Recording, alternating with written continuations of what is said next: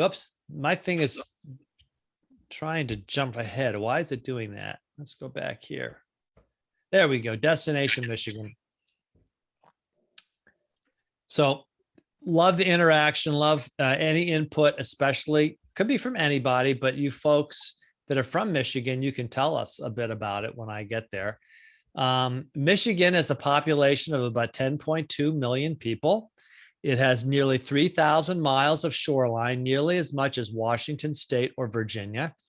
That's saying a lot because Virginia's got the Chesapeake Bay. If you think about it, it's got all those little inlets with the creeks and rivers and everything. We've got a lot of miles here too, but you've got almost as much as us. For people who don't know where it is, there it is. And I guess you Michigan folks can do something like this. Is this what it is? You do like the two hands. This is like the lower peninsula and this is the upper peninsula. Okay. So I've seen people from Michigan do that. And I've even seen videos where they point at where the cities are in the lower peninsula and the upper peninsula. But this is for people who don't know it. So there are people, believe it or not, that don't know that Michigan has that upper peninsula thing going on up there. And I'll even tell you why in a minute. But here's a map which shows a little more detail. And of course, a lot of folks know Detroit, which is way down here in the lower right-hand corner or southeast corner of Michigan. And for those of you that don't live there and don't know, Michigan is bounded by all these Great Lakes, Lake Erie. Okay, so the southeast is Lake Erie. And then the whole eastern border all the way up here is Lake Huron. And the northern border is Lake Superior. And then the southern or northern or western border, depending on what part of the state you're in, is Lake Michigan. I'm just going to make sure people are muted here so that we don't get any more feedback. I'm going to be getting a little bit of feedback. Okay. If you need to say something, you may have to unmute yourself.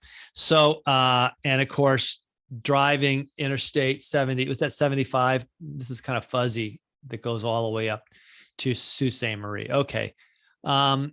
Michigan joined the Union in 1837. The capital is Lansing. Let me see something here. Do you all know why Michigan has that upper peninsula? Somebody there probably knows. You should have learned this in like junior high history. If you know, you can unmute yourself and say, Dick knows. We have the Upper Peninsula because we won the Toledo War. I thought because you lost the Toledo War. Oh, well, that go was, ahead. That was the concession. We conceded Toledo to take the Upper Peninsula. As a former land surveyor, the whole issue was the fact that the border between Michigan, Indiana, and Ohio, two surveys were done, one starting at Lake Erie, one starting Lake Michigan. And when they got across, they didn't match. They didn't meet. So it looks like they got this little funny jog right there. They got the jog. The war was uneventful. There were no casualties. However, a sheriff's deputy did die in a bar fight after everybody went to the bar after the war. So there was one casualty, non-combat related. Okay, so that's a warning. If someone invites you to go to a bar when the war's over, watch out. And I love Dick's story. Yes, because Ohio got Toledo, Michigan got the Upper Peninsula. I love how they do that. You can have Toledo, you know, and we'll take the Upper Peninsula anyway. It is a bit of an oddity.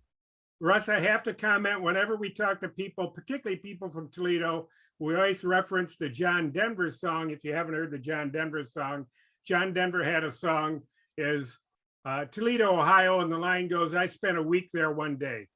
Yeah. So you're lucky you didn't. I think that was a good consolation prize. I would have taken the trade.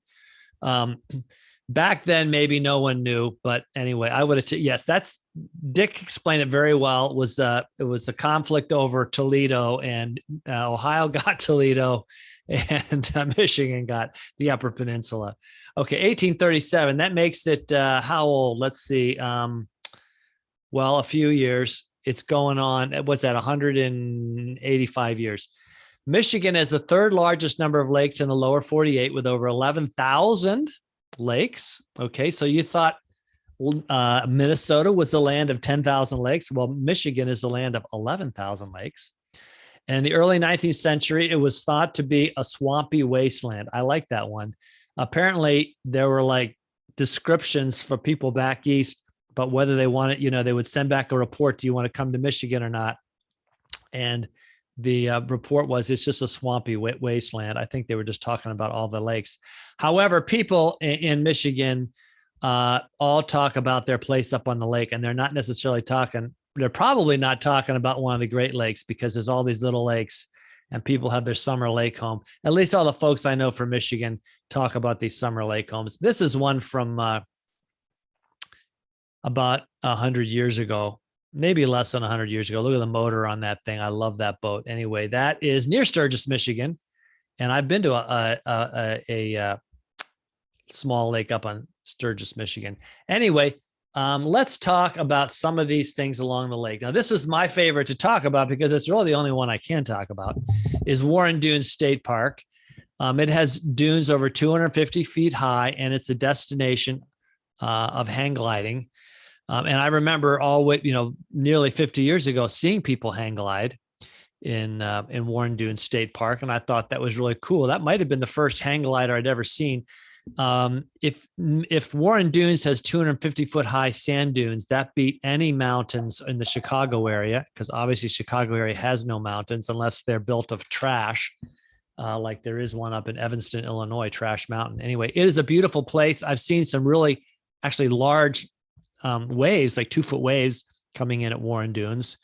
The whole southern edge of Lake Michigan and then going up its eastern side is dunes, and those dunes are a relic of the Ice Age. That sand was deposited there in the Ice Age. Going up the coast, you can come to Grand Haven. That's known as one of the best beach towns in the U.S. that's not on an ocean. And if anybody here wants to comment at any point in any of these places I'm talking about, please do it. Russ, One sec. Yes, Susie, go ahead. this is Susie. So you had Sleeping Bear Dunes up. If you could put that slide back up. We just came from Michigan and we went to Sleeping Bear Dunes, Mackinac, UP, and Grand Rapids. So my husband is from Michigan, and he used to tell me when we were dating, oh, we have sand dunes in Michigan. And I'm thinking, no way, you're on a lake, doesn't have sand dunes. These sand dunes at Sleeping Bear Dunes, not to outdo your earlier slide, but they were 450 feet high.